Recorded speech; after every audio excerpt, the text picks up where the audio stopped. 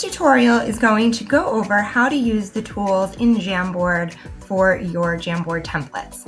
Teachers, when you've received this Jamboard, be sure to always make a copy of this file. This way, when you assign your copy to your students, you have a master.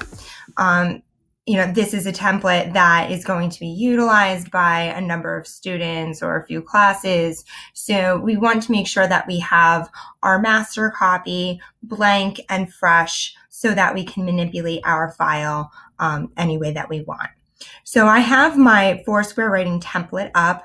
I'm going to name this copy of Foursquare writing template. You can rename it anything that you like to suit the needs of your class. If you're going to send this out to each one of your classes, maybe you want to title it by period or by section, or maybe even by the title of the document that you're working on.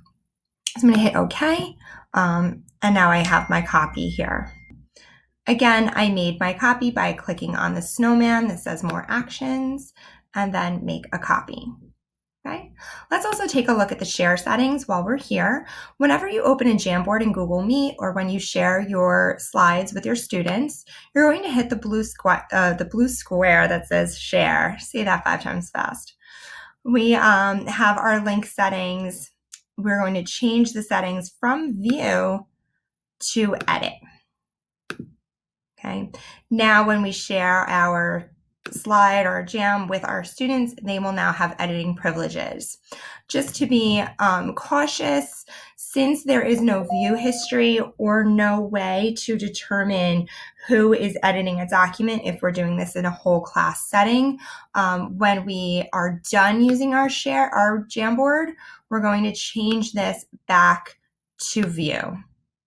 This will ensure that our Jamboard is not edited after our class or after we no longer need it to be edited.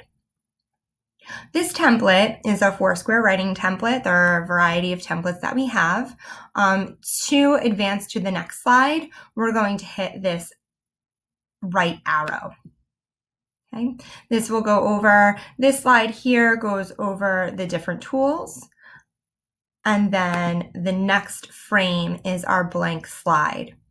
If we hit the expand frame bar with the numbers on it, we can see an overview of our jams. We can duplicate a slide by hitting the snowman option and then hitting duplicate. We can add a blank frame by hitting the blue plus. And we can also delete anything that we don't need.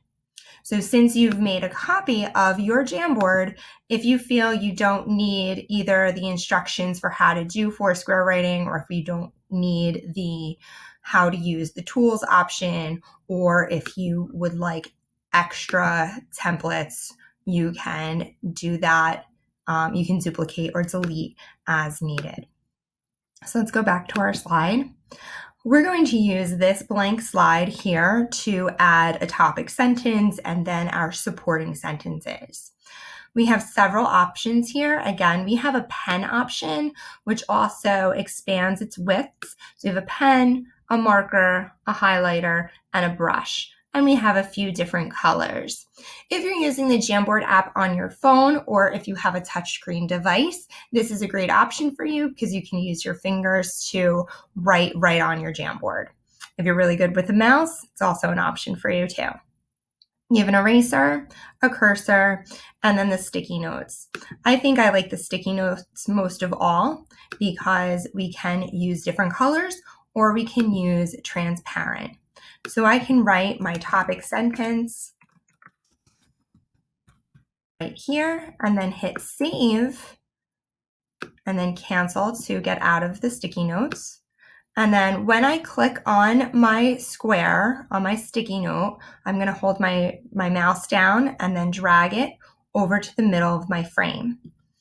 Okay. So now I have an unencumbered topic sentence square just by using the sticky notes.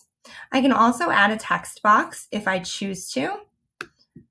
So I can go into my opening supportive sentence, just click on the frame and add my text right onto my screen.